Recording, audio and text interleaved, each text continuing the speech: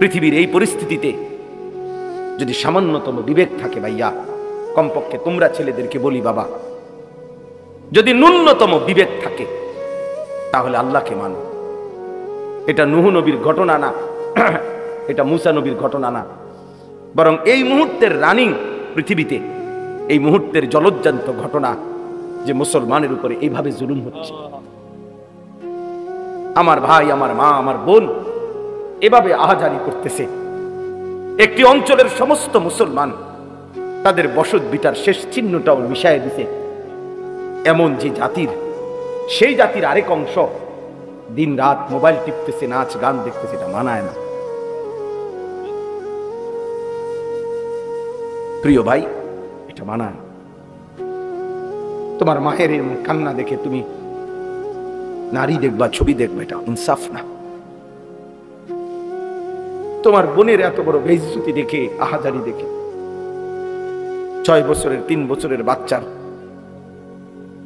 7 ঘন্টা 9 ঘন্টা লাইন ধরে একটা ছোট মাসুম বাচ্চা একটু স্যালাইনও না, একটু পানিও না পাচ্ছে না। আমার 3.5 বছরের একটা মেয়ে আছে, রাত্রে বেলা ওই আমার সাথেই ঘুমায়। আমি আমার এই ছোট মেয়েটা আমার বালিশের পাশে একটা গ্লাসে সবসময় পানি রাখি। আমি সব সময় দেখি আমার এই বাচ্চা মেয়েটা হঠাৎ হঠাৎ ঘুমের থেকে উঠে পানি খায়, তার পানি তৃষ্ণা লাগে মনে হয়, আবার ঘুমায়। তো ফিলিস্তিনের 3.5 বছরের এমন বাচ্চা, তো 1 ফোঁটা পানি নেই।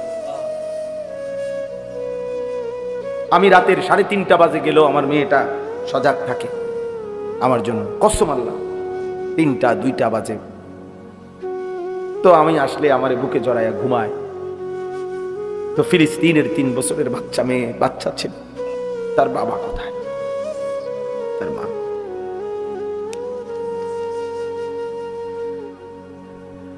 অতএব এই অবস্থায় তুমি, আমি, আমরা সবাই যদি আল্লাহর নাফরমানি করি, এটা ইনসাফ না। ফিলিস্তিন 77 বছর ধরে নির্যাতিত, কাশ্মীর 78 বছর 1947 থেকে নির্যাতিত, রোহিঙ্গা মুসলমান 61 বছর ধরে নির্যাতিত 1964 ইংরেজি থেকে। তুমি হিসাব করো, আমার কাছে হিসাব আছে সব। তাইলে 77 বছর ধরে ফিলিস্তিন নির্যাতিত হবে, 64 বছর ধরে রোহিঙ্গার মুসলমান নির্যাতিত হবে, 78 বছর ধরে কাশ্মীরের মুসলমান নির্যাতিত হবে। তুমি বন্ধু কোনদিন নির্যাতিত হবা না, এর নিশ্চয়তা তোমার কাছে কোত্থেকে আসবে? কথা বলেন না। আমাদের উপরে কখনোই কোনো মুসিবত আসবে না। প্রিয় ভাই, তুমি কেমনে বুঝলা? তুমি কেমনে বুঝলা? তুমি কেমনে এতটা নিশ্চিন্ত হইয়া গেলা যে তোমার উপরে কোনো মুসিবত আসবে না? তুমি এইভাবে আল্লাহর সাথে বিদ্রোহ করতেছ। 1 ওয়াক্ত নামাজ নাই, সেজদা নাই, দিন নাই, রাত নাই, নারী, ছবি, নাচ গান, মদ, জুয়া, সুদ, ঘুষ, মিথ্যা, চুরি, ডাকাতি, হারাম, নাফরমানি। জওয়ান কিংবা বুড়া, আমি কিংবা আপনি, নারী কিংবা পুরুষ, আমরা যেভাবে আল্লাহর নাফরমানি করছি, বলেন আমাদের উপরে কি কখনোই এমন আযাব আসতে পারে না?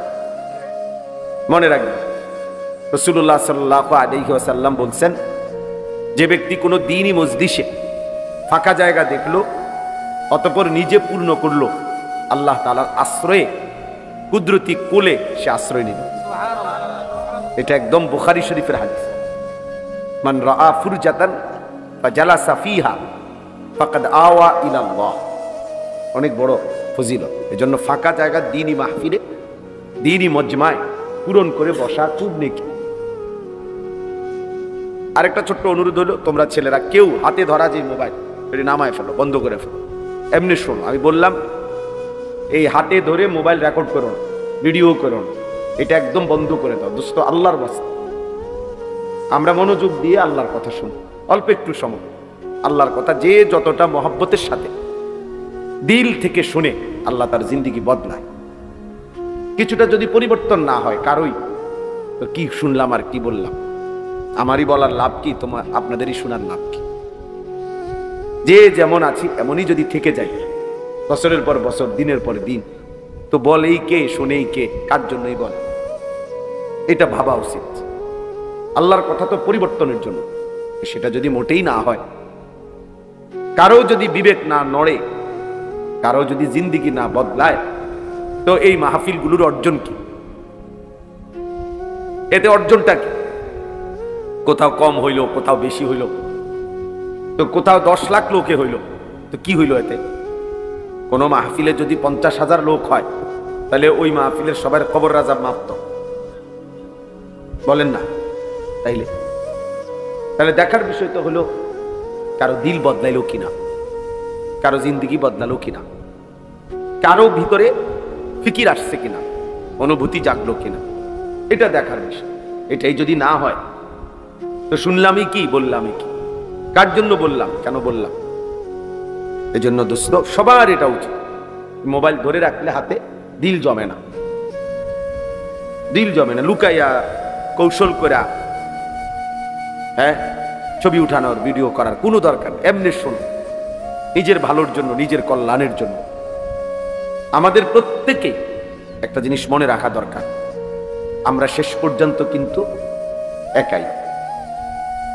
ঘুরে ফিরে দিন শেষে, বেলা শেষে, হায়াত শেষে আমরা একাই, আমরা একাই।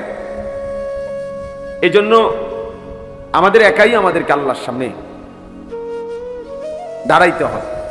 আল্লাহ তাআলা কোরআনুল কারীমের মধ্যে স্পষ্ট বলছেন, আমি তোমাদেরকে প্রথম যেরকম একাকী বানাইছিলাম, একদিন আমি তোমাদেরকে এমন একাকী আমার কাছে ফিরে আনব। কামা খালাকনাকুম আউয়ালা মাররা, প্রথমবারের মতো। প্রথমবার যেমন একাকী মায়ের পেট থেকে বের করেছি, একদিন আমার সামনে হাসরের ময়দানে একাকী দাঁড় করাবো। ওয়া কুল্লুহুম আতিহি ইয়াউমাল কিয়ামাতি ফারদা। আল্লাহ তাআলা বলছে প্রত্যেকেই আল্লাহর সামনে দাঁড়াইতে হবে একজন একজন। ফারদান মানে একজন একজন। ফাইদা নুফিখা ফিস সূরি ফালা আনসাবা বাইনাহুম ইয়াউমাইদিন ওয়ালা ইয়াতাসাআলুন। আল্লাহ বলে যেদিন হাসরের ময়দান কায়েম হবে, সেদিন কেউ কাউকে হাসরের মাঠে নিজের কোনো বংশের পরিচয় দিবে না, আত্মীয়তার, সম্পর্কের, বন্ধুত্বের কোনো পরিচয় দিবে না। ওয়ালা ইয়াতাসাআলুন, কেউ কাউকে ভালো মন্দ কিছুই জিজ্ঞেস করবে না। আমারটা আমি, আমার বুঝ আমাকেই করতে হবে। ইকরা কিতাবাক, আল্লাহ তাআলা বলবেন, বান্দা তোমার আমলনামা তুমিই পড়ো। কাফা বিনাফসিকাল ইয়াউমা আলাইকা হাসিবা, আজ তোমার হিসাবের জন্য তুমি একাই যথেষ্ট, তুমি একাই বুঝলা। ইন্নাল্লাহা সাইয়ুকাল্লিম, নিশ্চয়ই আল্লাহ তাআলা প্রত্যেকের সাথে কথা বলবেন। নবীজি বলছেন একজন একজন, এতটা একজন যে নবীজি বলছেন লাইসা বাইনাহু ওয়া বাইনাহু তারজুমান, আল্লাহর মাঝে আর বান্দার মাঝে একজন ফেরেশতাও থাকবে, ফেরেশতাও থাকবে, তারজুমান থাকবে না, মানে দোভাষী না, কেউ না, শুধুই আল্লাহ, শুধুই বান্দা, একাকী আল্লাহর মুখোমুখি হতে হবে। আল্লাহ তাআলা জিজ্ঞেস করবেন, আমাদেরকে উত্তর দিতে হবে। লিমা ফাআলতা হাযা লিমা তারাকতা, আল্লাহ তাআলা আমলনামা দেখিয়ে জিজ্ঞেস করবেন, বান্দা এটা কেন করলে, এটা কেন ছাড়লে, এটা করছিলা কেন, এটা ছাড়ছিলা কেন। সুম্মা লাতুসআলুন্না ইয়াউমাইদিন আনিন নাঈম, আল্লাহ তাআলা বলেন আমার দেওয়া সমস্ত নিয়ামত আমি সেদিন জিজ্ঞেস করব। সরাসরি কোরআনের আয়াত, ফাওয়ারাব্বিকা লানাসআলান্নাহুম আজমাইন, আল্লাহ বলেন আল্লাহর কসম বান্দা, আমি কিন্তু সকলকেই জিজ্ঞেস করব। কোরআন শরীফের আয়াত, কসম করে আল্লাহ নিজের কসম করে বলছেন, আল্লাহ আল্লাহর কসম খাইয়া বলছে যে আমি আল্লাহ আমার নিজের কসম করে বললাম, আমি কিন্তু সবাইকে জিজ্ঞেস করব। ইন্নাস সামআ ওয়াল বাসারা ওয়াল ফুআদা কুল্লু উলাইকা কানা আনহু মাসউলা, আল্লাহ বলছে নিশ্চয়ই কান, চোখ এবং অন্তর সেদিন হাসরের ময়দানে জিজ্ঞাসিত হবে, মানে আমি আল্লাহ জিজ্ঞেস করব, আমার প্রশ্নের উত্তর দিবে। এজন্য দোস্ত, ওই অমুকের সাথে তমুকের সাথে সম্পর্ক, তিনি আমার জন্য সব তরায় দিবেন, ভাসাইয়া দিবেন না, ভাইয়া এটা না।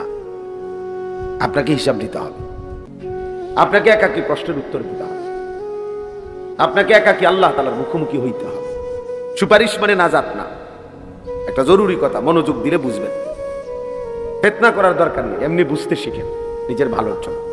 সুপারিশ মানে নাজাত না, নবীগণ সুপারিশ করবেন, আউলিয়াগণ সুপারিশ করবেন, শহীদগণ সুপারিশ করবেন, হাফেজে কোরআন সুপারিশ করবে, হাজী সাহেব সুপারিশ করবে। আমাদের প্রিয় নবী সাল্লাল্লাহু আলাইহি ওয়াসাল্লামও উম্মতের জন্য, সকলের জন্য সুপারিশ করবে। করবে কি না বল? কথা বলেন না, করবে। কিন্তু সুপারিশ মানে নাজাত না। সুপারিশ মানে কি না? নাজাত না। মানে সুপারিশ করিলেই সে জান্নাত, না না। সুপারিশ করবে প্রত্যেকেই স্তর অনুপাতে, আর আল্লাহ তাআলা প্রত্যেকের সুপারিশ গ্রহণ করবেন, কিন্তু ফয়সালাটা আল্লাহই দিবেন। তিনি যাকে ইচ্ছা তাকে তিনি মুক্তি দিবেন, তিনি যাকে ইচ্ছা তাকে তিনি জাহান্নাম দিবেন। এই কথাটা বুঝতে হবে। দরখাস্ত মানে গ্রহণ না। দরখাস্ত দিছি, অতএব আমি পেয়ে গেছি, পৃথিবীর কেউ এটা বলে না। দরখাস্ত মানে আবেদন, সুপারিশ মানে আবেদন। এরপরে যার কাছে সুপারিশ করলাম তিনি গ্রহণ করা না করা তার ইখতিয়ার, তার ইখতিয়ার। এই জন্য এটা জরুরি বিষয়, প্রত্যেককেই এটা ভাবতে হবে। নবী সাল্লাল্লাহু আলাইহি ওয়াসাল্লাম সুপারিশ করবেন। আপনারা ইনসাফের সাথে বলেন, আপনাদের বিবেক কি বলে যে নবীজি এটাই বুঝাইতে চাইছেন? এই কথার অর্থ কি? এই কথার অর্থ হলো উম্মত, যে তুমি মৃত্যু পর্যন্ত চুরি, ডাকাতি, জিনা, ব্যভিচার, মদ, জুয়া, সুদ, ঘুষ, যত অন্যায় করতে থাকো, আমি সুপারিশ করে তোমারে জান্নাত দেব। এটাই তো অর্থ না? আপনাদের বিবেক কি বলে? একজন মানুষ বলে, একজনে বলেন যে না হুজুর আমার তো মনে হয় এটাই। তাইলে তাইলে এটা মনে রাখতে হবে, সুপারিশ তিনি সকলের জন্য করবেন, কিন্তু ফয়সালা কে দিবেন? আল্লাহ। হ্যাঁ, নবীকে আল্লাহ বলছেন, বন্ধু আপনাকে আমি খুশি করব, আপনার মুখে হাসি ফুটাবো। ওয়ালা সাউফা ইউতিকা রাব্বুকা ফাতারদা, এই পরিমাণ আপনাকে দেব যাতে করে আপনি সন্তুষ্ট হয়ে যাবেন, আপনারে খুশি করে দেব। কিন্তু এরপরেও কোথাও এই কথা বলে নাই যে আমি আল্লাহ তাআলা আপনার সুপারিশের পরে আমার কোনো ইখতিয়ার নাই, এ কথা আল্লাহ বলে নাই। সিদ্দিকীনের সুপারিশের পরে আমার কোনো ইখতিয়ার নাই, না। হাফেজ কোরআনের সুপারিশের পরে আমার কোনো ইখতিয়ার নাই, না, এ কথা বলে নাই। সুপারিশ করবে কিন্তু ফয়সালা আল্লাহ। এজন্য ছেলেরা, বাবারা, আমার এটা মূল উদ্দেশ্য বোঝানো। একটি মাহফিল তারা করছে, আমরাও করলাম, অমুকে করছে, তমুকেও করলো, এই গ্রামের ছেলেরাও করছে, ওই গ্রামের ছেলেরাও করলাম, পাট্টাপাট্টি করলাম, প্রতিযোগিতা করলাম, দেখাই দিলাম, মানুষ আইনা জমা করলাম, কেউ হেলিকপ্টার দিয়ে হুজুর আনলাম, কেউ বিমান দিয়ে আনলাম, কেউ এর চাইতে বড় বক্তা আনলাম, কেউ লাখ টাকা দিয়ে হুজুর আনলাম। ঠিক আছে, মানুষ জমলো। হ্যাঁ, এরপরে এরপরে কি অর্জন, কি সেটা বল। অর্জন তো দেখা দরকার। অর্জনটা কি হলো আমার? হ্যাঁ, মানুষে কইছে আর কি আগামীকাল তার মাহফিলের লোক হয়েছে, হ্যাঁ, তো এরপরে কি বলছে আর কি, মনে করেন পুরো গ্রাম চুক্তি সবাই বলছে যে মানুষ আর মানুষ রে। হ্যাঁ, তো এরপরে খালাস। এটাই এই 2 লাখ টাকা খরচ করার মাকসাদ, এটাই যে মানুষে কইছে, লোক হইছে, কামিয়াব, সার্থক। এটা আমার এই 5 লাখ টাকা খরচ করা সার্থক, এটা বুঝে, এটা বুঝা দরকার বাবা, ছেলেরা, বাবা তোমরাও বুঝা দরকার। ইনসাফ কি বলে? এই লৌকিকতা, এই প্রদর্শনী তো মূল মাকসাদ না। এটা তো জনসভা না, এটা তো ইলেকশনের প্রস্তুতি না, এটা তো ভোটের জন্য মানুষের দিল তৈরি করা না, এটা তো আখিরাতের জন্য দিল তৈরি করা। তা আখিরাত অর্জন হবে তো সেজদার মাধ্যমে, আল্লাহর বন্দেগীর মাধ্যমে, রাসূলুল্লাহ সাল্লাল্লাহু আলাইহি ওয়াসাল্লামের সুন্নাতের অনুসরণের মাধ্যমে, নিজের জিন্দেগিটা সুন্দর করার মাধ্যমে। তো সেটা যদি কখনোই আমার জীবনে না আসে, আমি যদি 60 বছরও বিড়ি সিগারেট ছাড়তে পারলাম না, তো আমার মধ্যে দিন আসলো কি? 60 বছর বয়সেও যদি আপনি গালি ছাড়া কথা বলতে পারেন না, তো দিন কোথায় আসবে? 40 বছর, এখনো 40 বছর ধরে প্রতিদিন ওজনে কম দেয় যে ব্যবসায়ী, তো তার মধ্যে দিন আসবে? বলেন বাবা। যে মা, যে বোন আজকে 25 বছর ধরে বেপর্দা, সবসময় রাস্তার পাশে, পুকুরের পারে মানুষের চোখের সামনে গোসল করে, বেপর্দা হাঁটে চলে, তো এই মার জীবনে দিন আসলো কই? এই বোনের জীবনে দিন কোথায় আসলো? তোমরা যারা ছেলেরা দিনের পর দিন এক ওয়াক্ত নামাজ পড়তে পারো না, পড়ো না, আমার ভাইয়া, তোমার মধ্যে দিন কোথায়? ইসলাম কোথায়? তুমি কোন হিসাবে জবাব দিবা? ইনসাফ করে ভাবো। আমি এই জন্য শুরুতে বলছি, শেষ পর্যন্ত কিন্তু আমরা একাই। কেউ কাউরে সালাক মনে করেন না, আর কেউ কাউরে বোকাও মনে করেন না। আপনি শুধু সালাক আর আমি বেকুকা। আপনি ভাত খাইলে আমি কি সিরানি খাই? কথা কয় না? হ্যাঁ, আপনি 3 বেলা ভাত খাইলে আমরা কি সিরা খাই? তো আমি বেকুব হবো কেন? আমি বোকা হবো কেন? তুমি চালাক হইলা কেমনে? কেউ কাউকে জন্য বোকা ভাবতে নাই। সবাই বিবেকবান। বোকা পাগল হইতে পারে, বোকা প্রতিবন্ধী হইতে পারে, কিন্তু সুস্থ সবল মানুষ বোকা হবে কেন? এই জন্য আল্লাহ নবী সাল্লাল্লাহু আলাইহি ওয়াসাল্লাম বলছেন, আল মুমিনু গিররুন কারীম। মুমিন সাদাসিধে হয়, সহজ সরল হয়, কারীম ভদ্র হয়, আর কি লা ইয়াখদাউ ওয়া লা ইউখদাউ। নবীজি বলেন মুমিন কাউকে ধোঁকা দেয় না, আবার নিজেও ধোঁকা খায় না। সুবহানাল্লাহ। লা ইয়াখদাউ ওয়া লা ইউখদাউ। ধোঁকা দেয়ও না, ধোঁকা খায়। মুমিন বেওকুফ হয় না। কেন বেওকুফ? সে ঈমানদার। এজন্য আমি অনুরোধ করতেছি, এ কম হোক বেশি হোক, ছোট হোক বড় হোক, প্রত্যেকটা বয়ানের মধ্যে আমাদের মধ্যে যেন এই ফিকিরটা থাকে যে আমার কলিজার মধ্যে কোনো অনুভূতি আসছে কিনা। তাইলে 10 জনের মজমাও দামি, আর নাই তো 10 লক্ষের মজমাও বেদামি। কেউ বুট খাইলো, কেউ বাদাম খাইলো, কেউ সানাসুর খাইলো, কেউ চটপটি খাইলো, কেউ ফটকা বাজাইলো, কেউ বেলুন, কেউ বিড়ি খাইলো, কেউ সিগারেট খাইলো, কেউ কতক্ষণ সুর দিল, কতক্ষণ কেউ নাচলো, কেউ গাইলো, কেউ ডুললো, এই আর কি।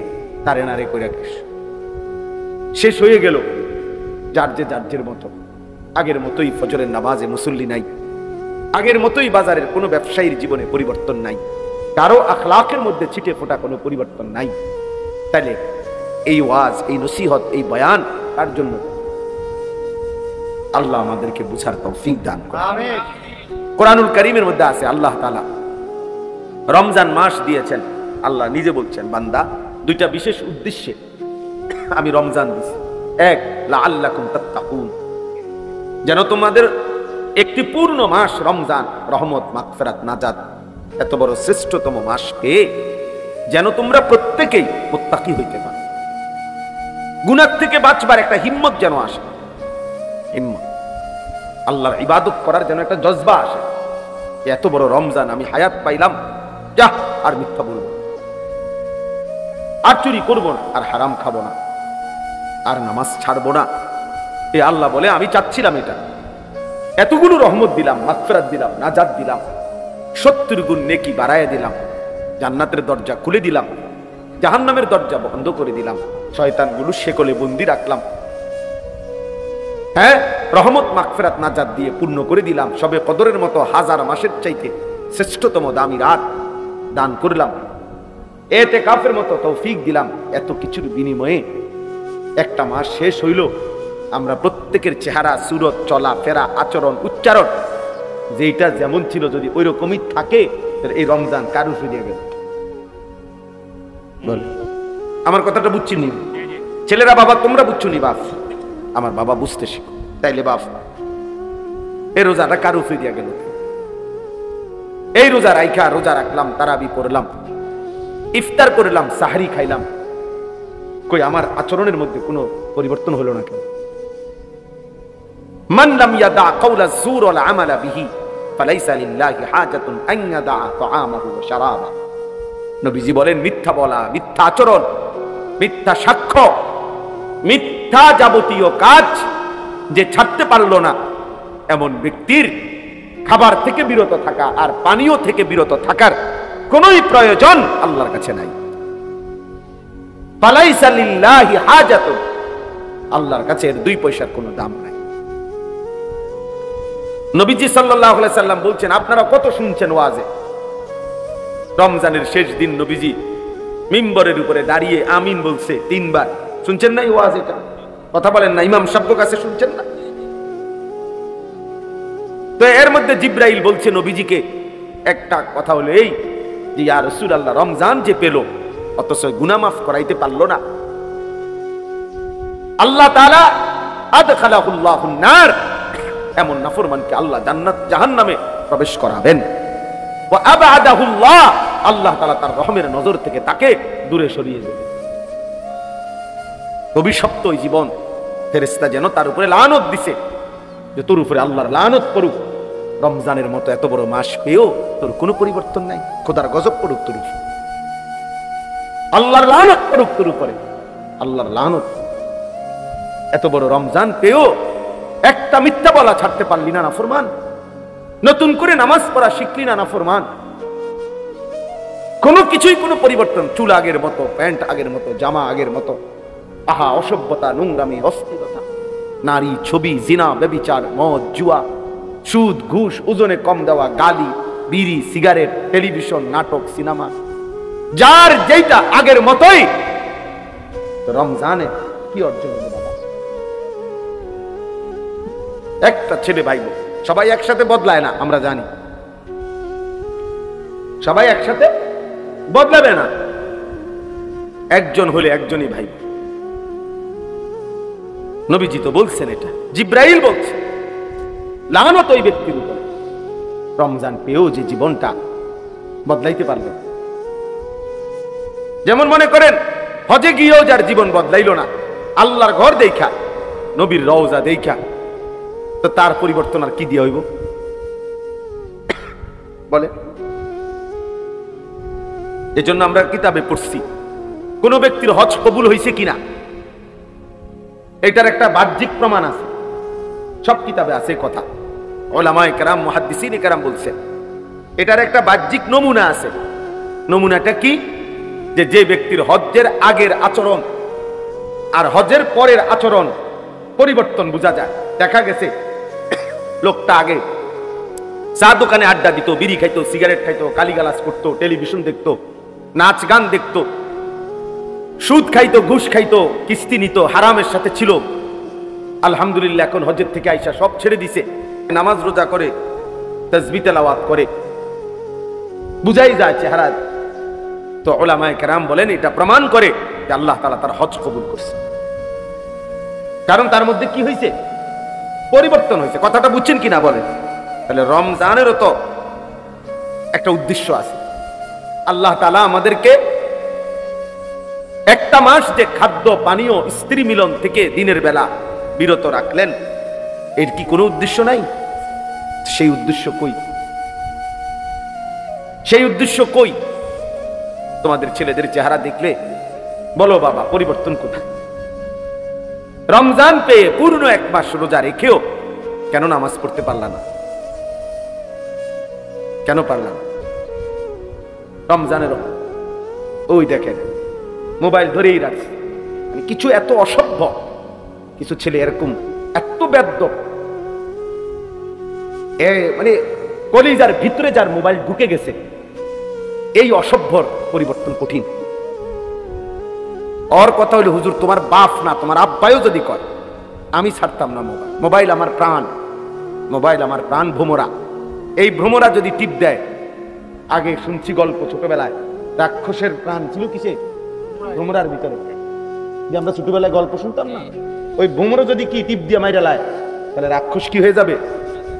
আজ অসংখ্য ছেলে পেলে এই অসভ্যদের জিন্দিগিটা, তার জীবন এটা, তার কোনো মা নাই, তার কোনো বাপ নাই, তার কোনো বংশ নাই, তার কোনো ধর্ম নাই, তার কোনো কোরআন নাই, তার কোনো আল্লাহ নাই, তার কোনো রাসূল নাই, তার জীবন একটাই, একটা মোবাইল, একটাই। এই এক মোবাইল তার জীবন। এরপরে এর দ্বারা কি কোনো ভদ্রতা আছে?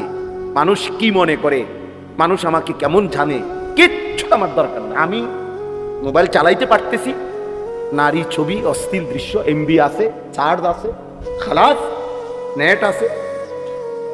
এবার আর আমার সমাজে ইজ্জত আছে না নাই, এটা আমার দেখার দরকার। আমার মনের চাহিদা তো পূরণ হচ্ছে, আমার চাহিদা তো পূরণ হচ্ছে। যার ফলে মুসলমানের ঘরে জন্ম নিয়া বাবা মা মুসলমান হওয়ার পরও সম্পূর্ণ নিজেকে ইসলাম থেকে বিচ্ছিন্ন করে তোমরা অসংখ্য ছেলে কাফেরের মতো চুল, কাফেরের মতো পোশাক আশাক লিবাস করে নিজেরে ইচ্ছা করে আলাদা করে লাগছে। তুমি বুঝাইয়াই দিছো যে আমি আসলে, যদিও আমার বংশ লোকে বলে মুসলমানের বংশ, কিন্তু আমি মূলত চলনে বলনে আমি বেঈমান। আহ বলো ভাইয়া, নাই তো এই চুল মুসলমানের চুল? তাইলে তোমার মা কোথায়, তোমার বাবা কোথায়, তোমার বংশ কি, তোমার ধর্ম কি, তোমার আল্লাহ কোথায়, তোমার রাসূল কোথায় সাল্লাল্লাহু আলাইহি ওয়াসাল্লাম, তোমার কোরআন কোথায়, তোমার ছোটবেলার মক্তবের পড়ালেখাটা কই গেল, তোমার মায়ের আদর কই গেল, তোমার বাবার আদর কই গেল? কতজন ছোটবেলায় তোমার জন্য দোয়া করছিল, কতজনের কত আদরে তুমি বড় হইছ, বিনিময়ে আজ সব ভুলে বেঈমান কাফেরদের মতো নিজেকে সাজাইলা। আহ, এর চাইতে বড় পরাজয়, এর চাইতে বড় পরাজয়। অস্ত্রের মুখে মুসলমান কোনোদিনই হারবে না, আজকেও হারবে না ইনশাআল্লাহ। ফিলিস্তিনেও হারবে না মুসলমান, মুসলমান এখনো হারে নাই, ইসরায়েল জিতে নাই, এখনো জিতবেও না কোনো সন্দেহ। মুজাহিদিন মাটির নিচে বাংকারে সব আছে, মুজাহিদিন আছে, আরা শহীদ হয় নাই এখনো। একদিন ঠিকই ফিলিস্তিনের জমিনে একদিন শুনবেন ইনশাআল্লাহ ইসরায়েলের কুত্তারা হেরে গেছে। বেটা, এটা আল্লাহর ওয়াদা, এটা আল্লাহর ওয়াদা। আমার আল্লাহ যদি সত্য হয়, ইসরায়েলের পতন হবে, এটাই সত্য। আর আমার আল্লাহ সত্য, আমার কোরআন সত্য, আমার রাসূলের ভবিষ্যৎবাণী সত্য।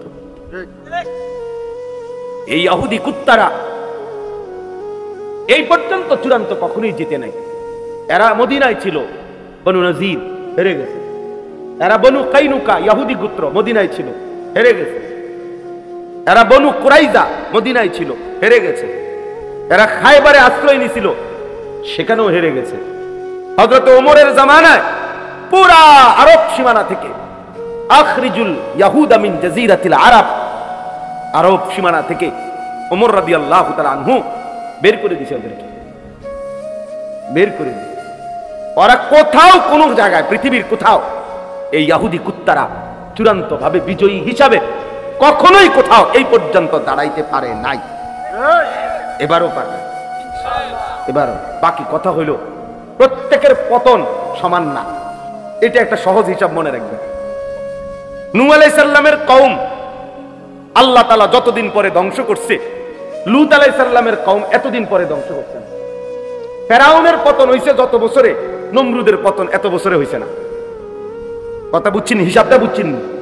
প্রত্যেক জালেমের, প্রত্যেক পাপীর, প্রত্যেক নাফরমান বেঈমানের পতন একই সময় না, যে যেই নাফরমানি করবে 10 বছরের মাথায় সেই পতন হবে না, এটা না। কার জন্য পতন কোন দিন, সেটা একমাত্র আল্লাহর ফয়সালা।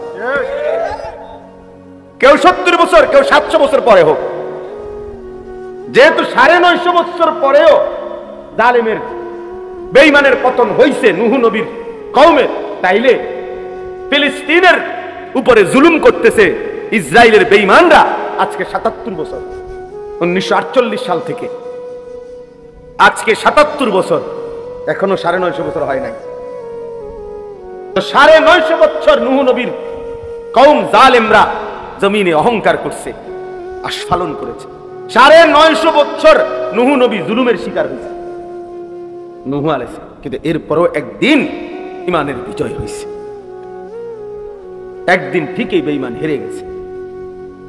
এজন্য বন্ধু, সম্মুখ যুদ্ধে, মুখোমুখি যুদ্ধে, ওই ছেলে, এই ছেলে, তুমি কি করো বাবা? এনে বসে বসে এই ডোরা কাটা শার্টওয়ালা ছেলে, বাবা তুমি কি করো বাবা?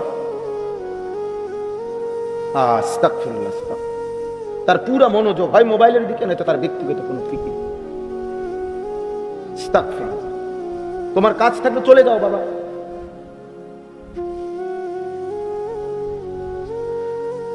আমার এটা অভ্যাস, আমি ছেড়ে দেওয়ার মানুষ না। আমি আরেক বছর আইতে হবে এটা জরুরি না, আর কোনোদিন আসতে হবে এটাও জরুরি না। এই বলছে মৌলানা, বলছে মৌলানার মহব্বতে বলছে।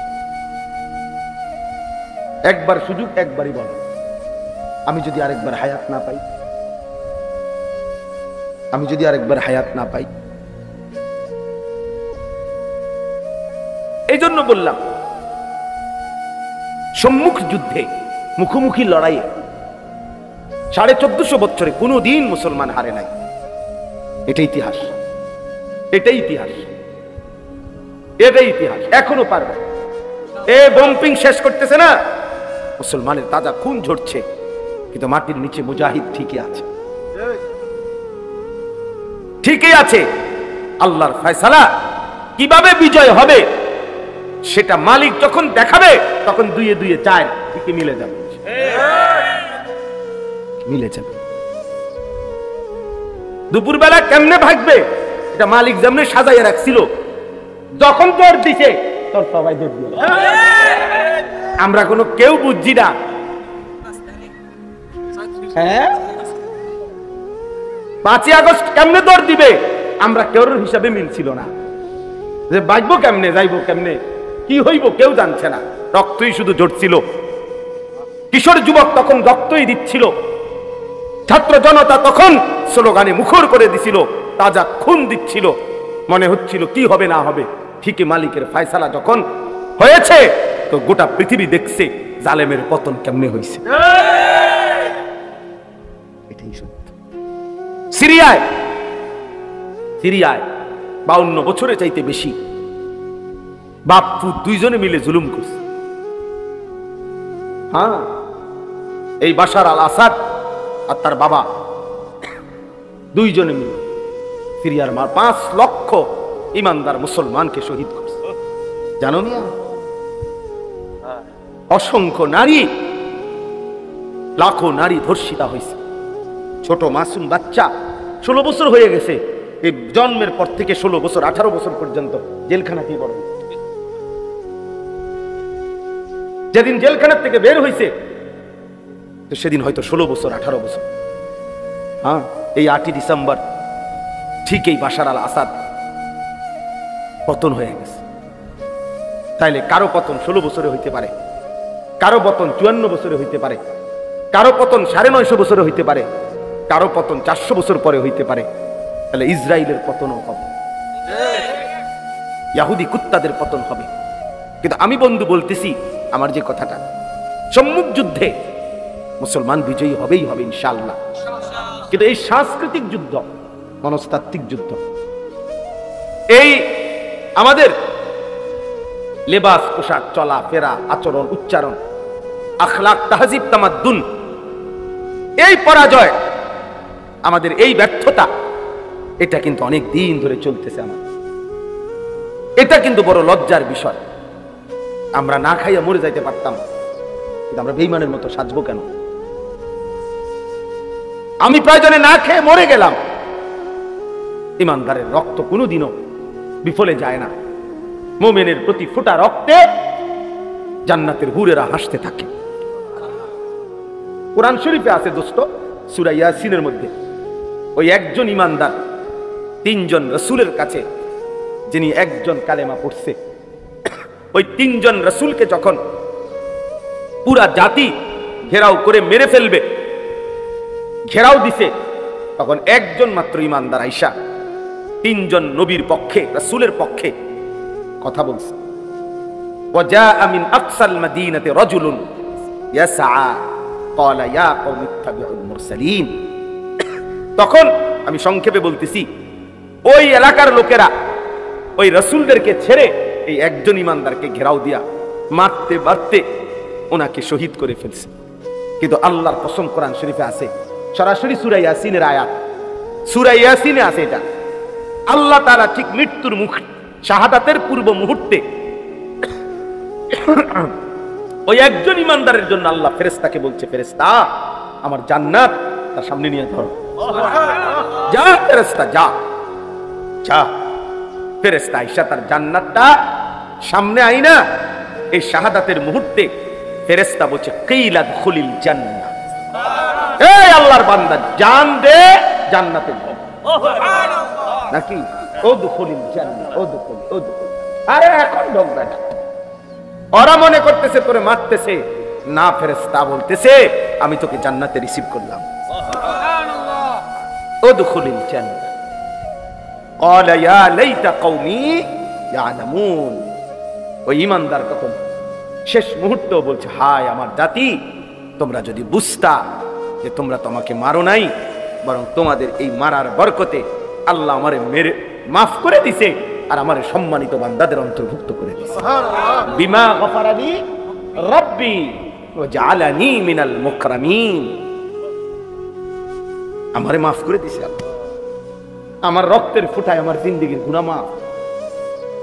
আমি সম্মানিতদের অন্তর্ভুক্ত হয়ে গেছি, আমি জান্নাতীদের অন্তর্ভুক্ত হয়ে গেছি। এজন্য ভাইয়া মুসলমান জিতবেই, কিন্তু তুমি যে চেহারায়, সুরতে, লেবাসে, পোশাকে হেরে গেলা, তুমি যদি ঘুরে দাঁড়াইতে না পারো, তুমি যদি ঘুরে দাঁড়াইতে না পারো, তখন কি হবে? তখন কি হবে বাপ? এক ওয়াক্ত নামাজ না পড়তে পড়তে এভাবে 10 বছর, এভাবে 20 বছর, একদিন যদি আর কোনোদিন আল্লাহ তাআলা আখিরাতের কথা মনে না করায়, হ্যাঁ, সারা রাত উলঙ্গ ছবি দেখতে দেখতে যে ছেলেরা ঘুমাও, শরীরটা নাপাক, নারী ছবি দেখলে এটা নিশ্চিত শরীর নাপাক হয়ে যায়। এই বীর্যপাতের কারণে শরীর তো নাপাক হইছে, এশার নামাজও পড়ো নাই, এক ওয়াক্ত নামাজও পড়ো নাই, এই অবস্থায় ঘুমায় এই রইলা, যদি এই ঘুম আর না ভাঙে, যদি এই অবস্থায় এক বোমার আঘাতে, এই আজকের পত্রিকাতেও আসছে, ফিলিস্তিনি এক বাচ্চা 6 বছরের সাক্ষাৎকার দিছে, সে বলছে আমি আমার সাথীদের সাথে খেলতেছিলাম, হঠাৎ করে বোমা আসছে, পড়ছে, আমি বেহুশ হয়ে গেলাম, হুঁশ ফিরে আসছে আর আমি দেখি আমার হাতটা নাই, আমার হাতটা আমার থেকে 6 বছরের মাসুম বাচ্চা বলতেছে আমার হাত ছুটে, আমার এই হাতটা আমার সাথে নাই, বোমার আঘাতে উড়ে গেছে। ইমানদার বোমার আঘাতে লাশ উপরের দিকে ওটা ছিন্ন ভিন্ন টুকরা টুকরা হয়ে গেছে। এ যেন আরেক হামজা, এ যেন কি উহুদের সেই আমির হামজা, যার লাশকে টুকরা টুকরা করছিল বেঈমান। আমি মনে হয়েছে আমার এই কথা, হ্যাঁ ভাবছিলাম আমির হামজার মতো আর কেউ হবে না, আজ আমার ফিলিস্তিনের শহীদ আবারও সেই উহুদের নবীর চাচা আমির হামজার, আমার তো মনে হয় ওই শহীদকে, উহুদের শহীদ আমির হামজা সালাম তুই আমার সাথে, আমি তোকে নিয়ে জান্নাতে দাঁড়াবো, আমি তোকে নিয়ে হাসরে ময়দানে। এজন্য বন্ধু আমরা অনুরোধ করি তোমাদেরকে, বাবারা আপনাদেরকে অনুরোধ করি, আপনারা আপনাদের ছেলেদেরকে কিভাবে নামাজি বানাবেন ফিকির করেন, আপনারা আপনাদের মেয়েদেরকে কিভাবে পর্দানশীল বানাবেন ফিকির করেন, আপনাদের স্ত্রীকে কিভাবে নামাজি বানাবেন ফিকির করেন, এই ভাবনা ভাবেন, চোখের পানি ফেলে কাঁদেন, আলেমে দ্বীনের সাথে পরামর্শ করেন। আহারে বাপ, এই যে কয়জন বাবা আছেন আপনাদের কাছে অনুরোধ করি, চাচা আমার কথায় রাগ হইয়েন না, আপনাদের যাদের ছেলে নামাজ পড়ে না, মেয়ে পর্দা করে না, আপনি একজন ব্যর্থ বাবা।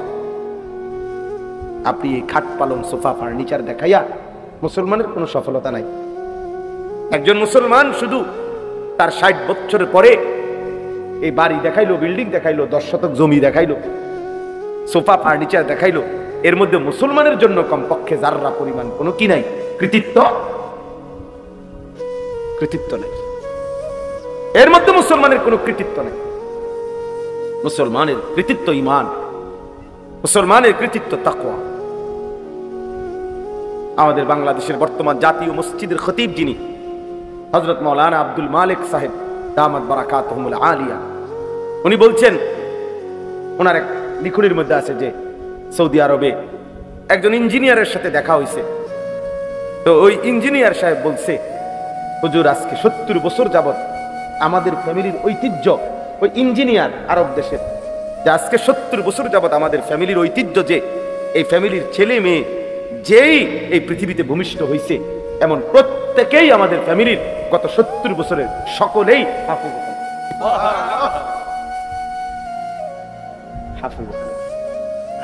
ছেলেও মেয়ে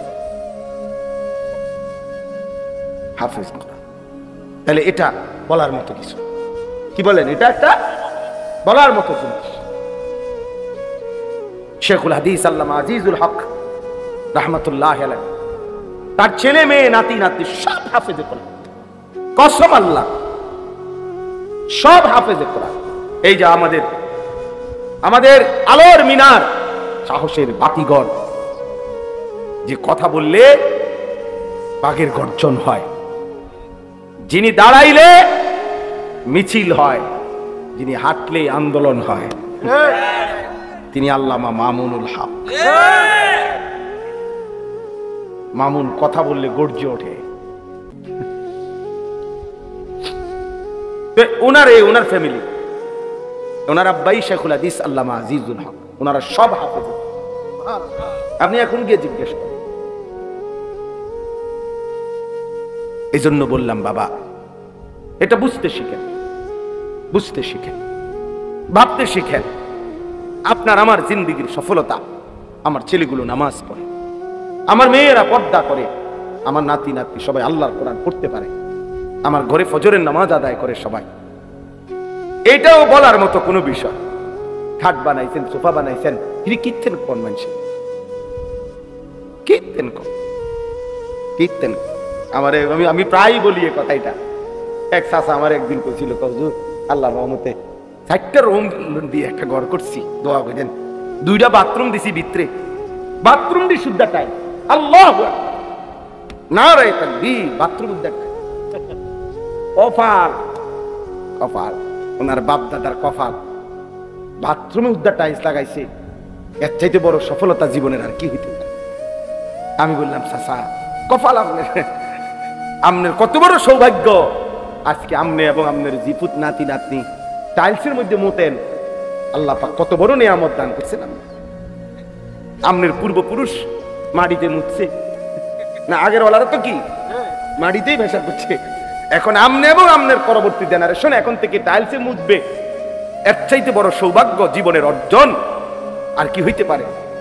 এটা আলাদা ক্রেস্টে বাধাই করা দরকারি কথাই বলে, এটা একজন মুমিনের সফলতা। আমার কথা শেষ। আমি এটাই বলতে চাই, আল্লাহ পাক রব্বুল আলামিন এই সূরা বনী ইসরাইল 15 নম্বর পারা 17 নম্বর সূরা, এই সূরার 4টি আয়াত আমি পড়ছি লম্বা ব্যাখ্যা করার জন্য, শুধু 2টা কথা বলার জন্য।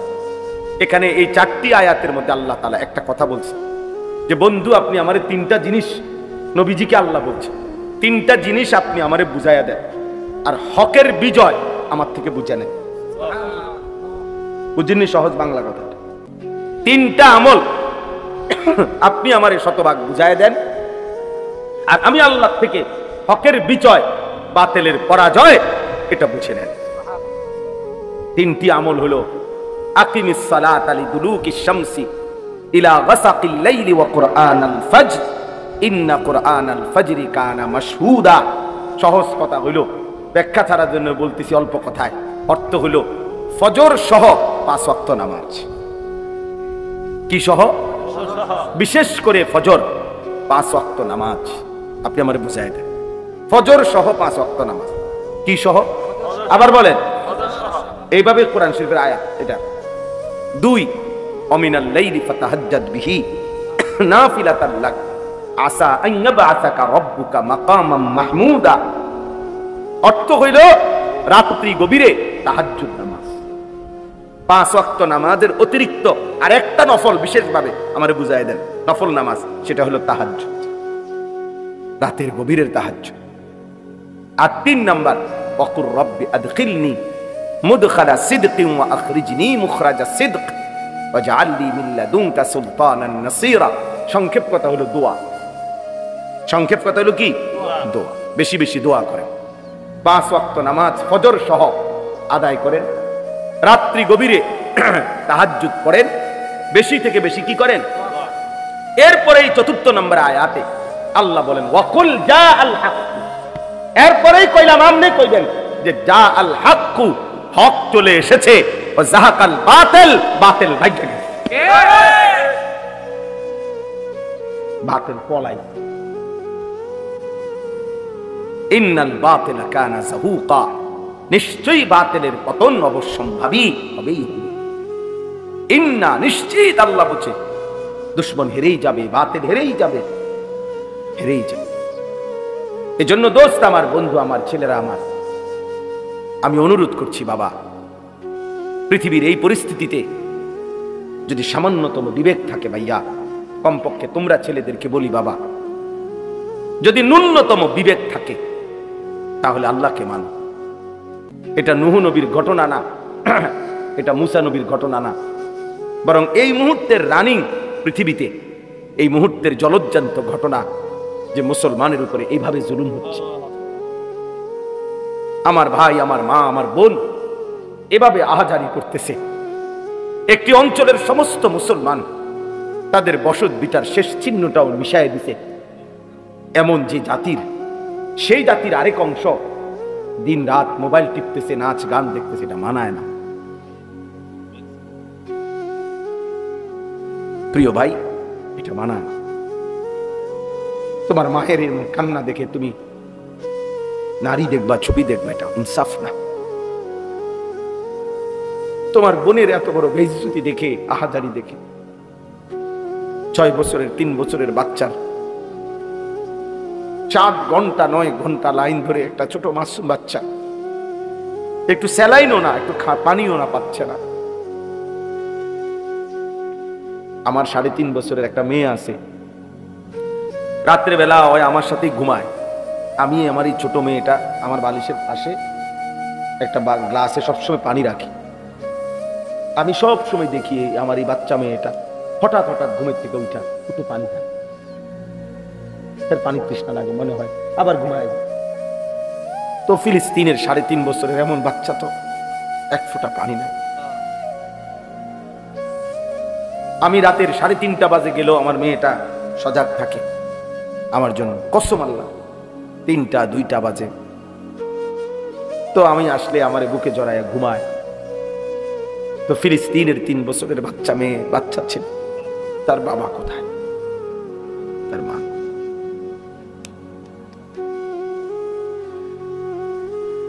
অতএব এই অবস্থায় তুমি, আমি, আমরা সবাই যদি আল্লাহর নাফরমানি করি, এটা ইনসাফ না।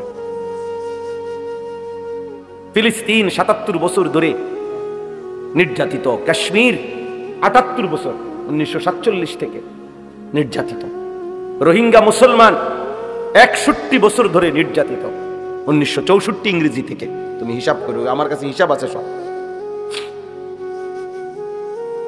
তাইলে 77 বছর ধরে ফিলিস্তিন নির্যাতিত হবে, 64 বছর ধরে রোহিঙ্গার মুসলমান নির্যাতিত হবে, 78 বছর ধরে কাশ্মীরের মুসলমান নির্যাতিত হবে। তুমি বন্ধু কোনোদিন নির্যাতিত হবা না, এর নিশ্চয়তা তোমার কাছে কোত্থেকে আসবে? কথা বলেন না। আমাদের উপরে কখনোই কোনো মুসিবত আসবে না। প্রিয় ভাই, তুমি কেমনে বুঝলা? তুমি কেমনে বুঝলা? তুমি কেমনে এতটা নিশ্চিন্ত হইয়া গেলা যে তোমার উপরে কোনো মুসিবত আসবে না? তুমি এইভাবে আল্লাহর সাথে বিদ্রোহ করতেছ। 1 ওয়াক্ত নামাজ নাই, সেজদা নাই, দিন নাই, রাত নাই, নারী, ছবি, নাচ গান, মদ, জুয়া, সুদ, ঘুষ, মিথ্যা, চুরি, ডাকাতি, হারাম, নাফরমানি, জওয়ান কিংবা বুড়া, আমি কিংবা আপনি, নারী কিংবা পুরুষ, আমরা যেভাবে আল্লাহর নাফরমানি করছি, বলেন আমাদের উপরে কি কখনোই এমন আযাব আসতে পারে না? আল্লাহ আমাদেরকে বুঝ দান করে, আল্লাহ আমাদেরকে কবুল করে নেন, আল্লাহ আমাদের জিন্দেগি সুন্দর করে দেন। এই আয়েশা সিদ্দিকা মহিলা মাদ্রাসা আল্লাহ তাআলা কবুল করে নেন। রাসূলুল্লাহ সাল্লাল্লাহু আলাইহি ওয়াসাল্লামের স্ত্রী আম্মা জান আয়েশা সিদ্দিকা রাদিয়াল্লাহু তাআলা আনহা, নবী সাল্লাল্লাহু আলাইহি ওয়াসাল্লাম সবচেয়ে বেশি বিবিদের মধ্যে ভালোবাসতেন তাকে, আয়েশাকে। মাত্র 9 বছরে নবীজির ঘরে যখন উনি আসছে, তখন হযরতে আয়েশার বয়স ছিল 9।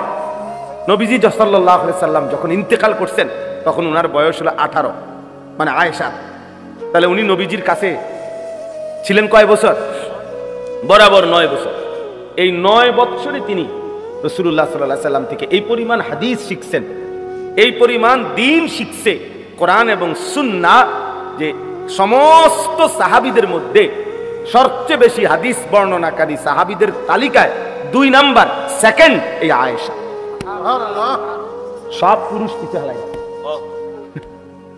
শুধু ফার্স্ট হইল আবু হুরায়রা, আর এর পরের জনে হযরত আয়েশা সর্বাধিক হাদিস বর্ণনাকারী। এবং শুধু হাদিস বর্ণনাকারী, কিতাবে স্পষ্ট আছে নবীজির ইন্তেকালের পরে মৃত্যু পর্যন্ত আম্মা জান আয়েশা পর্দার আড়ালে থেকে সাহাবী তাবেঈ তাদেরকে দ্বীন শিখাইতেন, ফতোয়া দিতেন, মাসআলা বলতেন। হযরত ওমরের জামানায় রাষ্ট্রীয় গুরুত্বপূর্ণ বহু মাসআলার সমাধান সিদ্ধান্ত নিছেন ওমরের মতো সাহাবীদেরকে নিয়ে হযরত আয়েশার ফতোয়ার আলো, আম্মা জান আয়েশার ফতোয়ার আলো। ইন্নামাল মাউ মিনাল মা, এই মাসআলার ফতোয়া আয়েশার ফতোয়া। এত বড় সাহাবিয়া ছিলেন, নবীজির প্রিয়তমা স্ত্রী ছিলেন, ওনার বরকতময় নামে এই মাদ্রাসা। মুসলমানের মেয়েদেরকে দ্বীন শেখা জরুরি। ওয়াযকুরনা মা ইউতলা ফি বুয়ুতিকুন্না মিন আয়াতিল্লাহি ওয়াল হিকমা, এটা কোরআনের সরাসরি আয়াত, সূরা আহজাবের 34 নম্বর আয়াত। আল্লাহ ডাইরেক্ট বলছে, মুসলিম রমণীগণ, মুসলিম নারীগণ, তোমরা তোমাদের ঘর সমূহের মধ্যে আল্লাহর আয়াত এবং রাসূলুল্লাহর সুন্নাহ আলোচনা করো, পড়ো, শিখো, জিকির করো। আল্লাহর আয়াত এবং রাসূলুল্লাহর হিকমা মানে রাসূলের সুন্নাহ, এটা তোমরা তোমাদের ঘরে পড়ো। তাহলে মুসলিম নারী যদি দ্বীন না শিখে, সে তার সারা জিন্দেগি ঘরে আল্লাহর কোরআন পড়বে কিভাবে, রাসূলের সুন্নাহ পড়বে কিভাবে? আমার বিবি এরকম এক মহিলা মাদ্রাসায় পড়ুয়া আলেমা। তো আমার 4টা সন্তান আছে, এখন 2 ছেলে 2 মেয়ে। আমার এই 4 সন্তানের কোরআন শরীফের সবক, ওযু, নামাজ, সূরা কেরাত, দোয়া, কালাম, আলহামদুলিল্লাহ আমি কোনোদিনও আমার এই 17 বছরের বিবাহিত জীবনে আমি নিজের থেকে কোনোদিন শিখাইতে হয়েছে না, একটাও না। আমার বিবি আমার 4 সন্তানকে প্রাথমিক যে দ্বীন শিখা, আলহামদুলিল্লাহ সেই তো শিখেছে। তো সে তো দ্বীন শিখার বরকত। সেদিন যখন সারা বাংলাদেশ মিছিল করছে, আমরাও তো গেছি, মিছিল করছি ফিলিস্তিনের পক্ষে। এমনি বলতেছি, মহব্বত, আবেগে বললাম। তা আমার 7 বছরের যে ছোট ছেলে, আমার 2 ছেলের বড় ছেলে 13 বছর, আরে ছোট মিয়ারে আমি বললাম, আবু তুই যাইও না, তো ছোট মানুষটি এত লম্বা পথ হাঁটতে পারবি না মিছিলে। ওই যাইতে চাচ্ছিল, আমি মানা করছিলাম, কইলাম না সালমান যাইতেছে, তুই যাইও না, সব ফান্ডে। আলহামদুলিল্লাহ আমার বিবি বলছে যে না, ওরও নিয়ে যান, ওরে আমি আমার পক্ষ থেকে দিলাম, আল্লাহর কসম, ওরে আমি আমার পক্ষ থেকে দিলাম। হ্যাঁ, এক কন্যা, এক বোন, এক মেয়ে, এক মুসলিম নারী যদি দ্বীন শিখে, তো সে আখিরাতকে প্রাধান্য দেয়, আখিরাতকে প্রাধান্য দেয়। হযরতে আসমা রাদিয়াল্লাহু তাআলা আনহা, এই আয়েশা রাদিয়াল্লাহু তাআলা আনহার বড় বোন, ওনার ছেলে ছিল আব্দুল্লাহ ইবনে জুবায়ের রাদিয়াল্লাহু তাআলা আনহু, বিখ্যাত সাহাবী। উনি দুশমনের মোকাবেলায় যুদ্ধ করবে, শেষ কথাটা বলতেছি। তো ওনার আম্মার বয়স তখন, হযরতে আসমার বয়স তখন 100-র কাছাকাছি। উনি চোখে দেখে না, তখন অন্ধ হয়ে গেছিলেন শেষ বয়সে, চোখে দেখতেন না। তো শেষ হযরত আব্দুল্লাহ ইবনে জুবায়ের যুদ্ধের শেষ লড়াই করার জন্য রওনা দিয়া রেডি হইছে। তো মার সামনে আসছে হযরতে আসমা। আয়েশা বলছে, মা তুমি আমার শেষবারের মতো বিদায় দাও, আজ আমি চূড়ান্ত যুদ্ধে বের হব, আর যদি শহীদ হই মা হয়তো আর ফিরে আসবো না, এই জন্য তুমি মা আমার বিদায় দাও, আমি শাহাদাতের তামান্না নিয়ে এই হাজ্জাজের বিরুদ্ধে বের হয়ে যাব। তখন মা আসমা রাদিয়াল্লাহু তাআলা আনহা, উনি চোখে দেখে না, তো ছেলেকে কাছে টানবে, বুকের কাছে আনছে আর কি, দোয়া করার জন্য, আদর করে দেওয়ার জন্য। হযরত আব্দুল্লাহ ইবনে জুবায়ের গায়ে হাত দিয়া, আমি নিজের কিতাবে পড়ছি, উর্দু কিতাবে, হাত দিয়ে সাথে সাথে হাত সরায় ফেলছে, হাত সরায় ফেলছে আর কি। সরায় বলছে, বাপ। হযরতে আসমা বলতেছে, তুমি না বলে যুদ্ধে যাচ্ছ? বলছে, হ্যাঁ মা, যুদ্ধে যাচ্ছি। তখন তিনি বললেন, বাপ, তুমি না এই মাত্র বললা শাহাদাতের জন্য যুদ্ধে যাচ্ছ? বলছে, হ্যাঁ মা, শহীদ হওয়ার জন্য যাচ্ছি। তখন হযরতে আসমা বললেন, তাহলে আব্দুল্লাহ গায়ের মধ্যে লৌহ বর্ম পড়লা কেন? লোহার পোশাক পরলা কেন? আর লোহার পোশাক পরে তো শহীদ থেকে বাঁচতে চাচ্ছ, খুলে দাও বাপ, খুলে ফেলো এটা, তুমি না শহীদ হইবা। তো মায়ের আদেশে হযরত আব্দুল্লাহ ইবনে জুবায়ের লোহার পোশাক খুলে ফেলছে। বলছে, হ্যাঁ মা, এবার দোয়া করে দাও। বলছে, যা বাপ, দোয়া করে দিল। এরপরেই তিনি শাহাদাত। এই হলো মুসলিম নারী, ইমানদার নারী। এজন্য সবাই নিজেদের মেয়েদেরকে দ্বীন শিখাবেন, আখলাক শিখাবেন, ছেলেকেও মেয়েকেও। আল্লাহ তাআলা তৌফিক দেন, কবুল করেন। এই মাদ্রাসায় আল্লাহ তাআলা বরকত দান করেন। আমিন। আলহামদুলিল্লাহি রাব্বিল আলামিন। মাওলায়ে করিম আপনি মাফ করে দেন, রব্বে করিম আপনি মাফ করে দেন, মেহেরবান মাওলা আপনি মাফ করে দেন। আয় আল্লাহ, আপনি মাফ করে দেন, পেছনের জিন্দেগির গুনাহ মাফ করে দেন, আগামী জিন্দেগি ঈমান আমল দ্বারা ভরপুর করে দেন, বাকিটা জীবন কাজে লাগাবার তৌফিক দান করেন। জওয়ান যুবক ছেলেগুলোকে মাওলা বদলে দেন, নামাজি বানান, আখলাকওয়ালা বানান। মজলুম ফিলিস্তিনের জন্য আল্লাহ এই যুবকদেরকে আগামীর জিহাদের জন্য আল্লাহ আপনি কবুল করে নেন। আমিন।